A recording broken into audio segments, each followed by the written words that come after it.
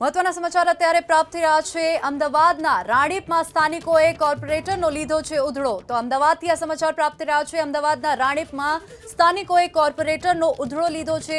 વૃક્ષારોપણના કાર્યક્રમ દરમિયાન કોર્પોરેટરનો ઉધડો લીધો। સ્થાનિકોના રોષને જોતા કોર્પોરેટરે પકડી ચાલતી છે। કાર્યક્રમ છોડીને ભાજપ કોર્પોરેટરે પકડી ચાલતી। તેઓ કાર્યક્રમ છોડીને જતા રહ્યા। પાણી અને તળાવને લઈ ઉધડો લીધાની ચર્ચા થઈ। કાઉન્સિલર દશરથ પટેલની એબીપી અસ્મિતા સાથે ટેલિફોનિક વાતચીત થઈ। સ્થાનિકોએ પાણીની અને તળાવની રજૂઆત કરી હતી પણ વિરોધ નથી થયો તેવું દશરથ પટેલે જણાવ્યું છે।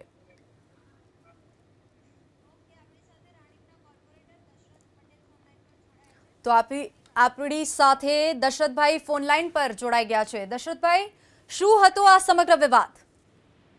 બેન, સ્થાનિક લોકોને બી અમે બોલાયા હતા ત્યાં વૃક્ષારોપણના કાર્યક્રમમાં, અને એ વાતો એવી થઈ ગઈ વચ્ચે થોડો આપણે જે ચેનપુર પમ્પિંગ સ્ટેશન ત્યાં વાલ બદલવાની કામગીરીના કારણે 2-3 દિવસ પાણીનો થોડો પ્રશ્ન હતો, પરંતુ અહીંયાથી આપણે પાણી આપવા જ હતા એટલે એ પ્રશ્ન તો ભાઈ પાણી રેગ્યુલર આવતું નથી। મેં કીધું આવો 2 ટાઈમ પાણી આપીએ છે અને વિકાસની વાત કરતા હતા કે ભાઈ અહીંયા વિકાસ થયો, પણ ત્યાં અમે રોડ બી બનાવ્યા છે। આરટીજી રોડ દરેક વાસની અંદર, ગામતળની અંદર દરેક જગ્યાએ જ્યાં જરૂરિયાત ત્યાં ગટર બદલી છે, જ્યાં જરૂરિયાત હોય ત્યાં પેવર બ્લોક નાખ્યા છે। અને અત્યારે સ્માર્ટ સ્કૂલનું આપણે ત્યાં બિલ્ડિંગ બી હમણાં મહિના પહેલા તૈયાર થઈ ગયું, અને એ અમિતભાઈ એનું હમણાં જ આપણે એનું ખાતમુહૂર્ત આપણે લોકાર્પણ કર્યું છે। અને વિસ્તારની અંદર અત્યારે હાલ બેન 30 મીટરનો રોડનું કામ ચાલુ છે।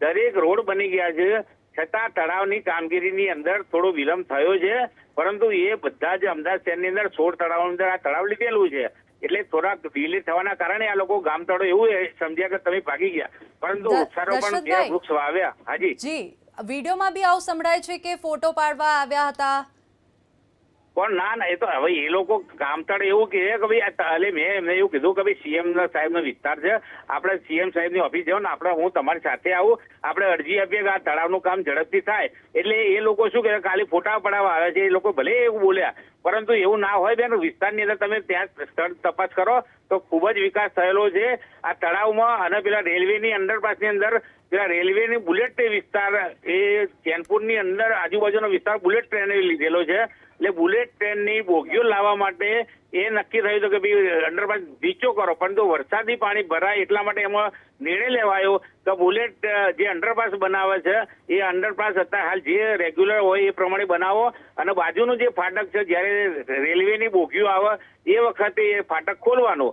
એના કારણે થોડું ડિલે થયું હતું, કારણ કે ટેકનિકલ પ્રશ્ન હતો કે બોગી લાવી કેવી રીતના, એના માટે થોડું કામ અંડરપાસનું અટકેલું હતું અને તળાવનું કોન્ટ્રાક્ટ અપાઈ ગયેલો છે એટલે એનો દશરથભાઈ આમાં તો સમગ્ર મામલામાં સ્થાનિકો જ પરેશાન થઈ રહ્યા છે ને? એમાં તો બેન બે કામ છે, બાકી એમને તેમને પૂછો જ ખરા કે રોડ રસ્તા તમે ગામતળ વિસ્તારની અંદર બધી જગ્યાએ ગટર બદલી છે, પાણીની લાઈનો જ્યાં જરૂર ત્યાં બદલી છે અને પેવર બ્લોક નાખ્યા છે।